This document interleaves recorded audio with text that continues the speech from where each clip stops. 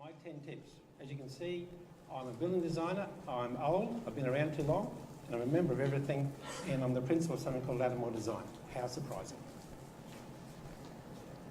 My 10 tips, or my 10 commandments. Come on in, take some notes off the table as you come in, the white ones. I want you to do some researching, then I'm going to make you do some homework, then I'm going to tell you about money, you need it, then who you need to help you do this project, then I'm going to get you to learn some jargon and some techniques, and then I'm going to give you an architecture lesson, as I call it. Researching you. Basically this means check out what you want to do.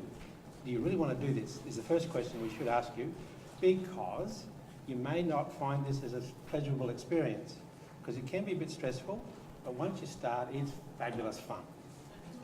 It really is. Maybe you want a new house because you just want a new house. Was that me, Andrew? I've had people say to me, I want a new house because I don't want anyone to have ever sat on the loo before me. Literally, they've said that. They've actually glad wrapped it so that no one can use it before they come into the house. But if you've got a new house, she's going to be out in the suburbs probably, unless you can afford the $2 million site over there in West End, because they're pretty expensive. The reno might be a good answer for you, simply because you like where you live, you like the neighbours, most people do, the kids go to the local school, you're happy with it. And it costs you 50 grand to move, why not stay there?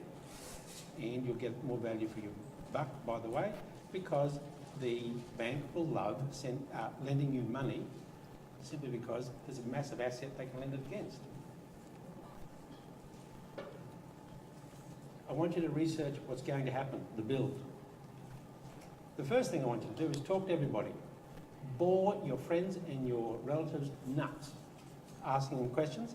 Every one of them's got a story. Don't listen to all the negative stuff. They'll eventually get to the positive stuff, which is most of it, and they'll tell you so much is valuable. Go walking the streets. Might sound weird, but go up and down the streets where there's renos happening, new houses being built, whatever. Knock on the door even, yell across the fence. An owner will come out and say, what do you want? And you'll say, I'm interested in doing a build or whatever. And that's it. 2 hours later, they'll stop talking. You'll get so much information. Check out the internet, of course. But please don't type in, how do I build a house? Please go to websites such as my own, architects, the Building Designers Association of Queensland, which Maria runs. We've got a good website for that. HIA, there's lots of them. Go to the newsagent and buy all the pretty magazines. I'll tell you why in a minute. I keep getting feedback, oh dear. And you're in the middle of it. Go out there and talk to everybody, because every one of those stall holders knows something that you don't. Your homework. I want you to write a brief. It's called that because you have to tell someone like me what you want. In the industry, we call it a brief. Before you do it, discuss with everybody in your household, including the kids. And if you involve them, they become engaged in it, and therefore they won't be so bored with it, because it takes a year to get the house built or renovated, whatever. And ask your son, what would you like in your room?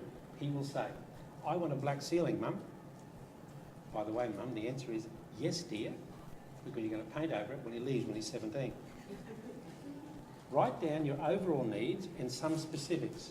Please don't write, put the kitchen behind the bedroom. Put the deck behind the kitchen, whatever.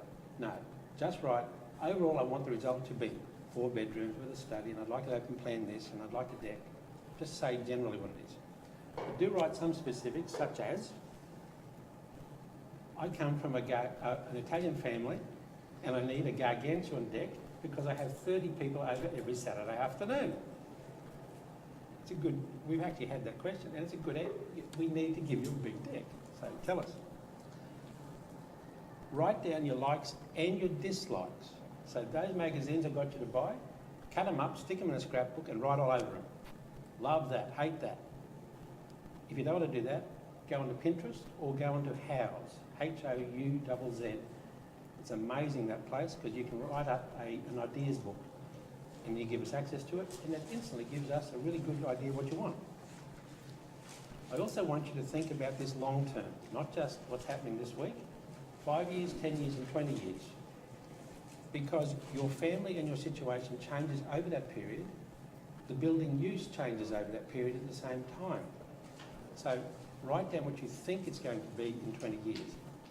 Like, we've had certain situations where people come to us and say, I want the 5-bedroom house. The kids are 17, 19 and 21. So you say, no, not going to let you do that. Why not make it smaller? You don't need to make it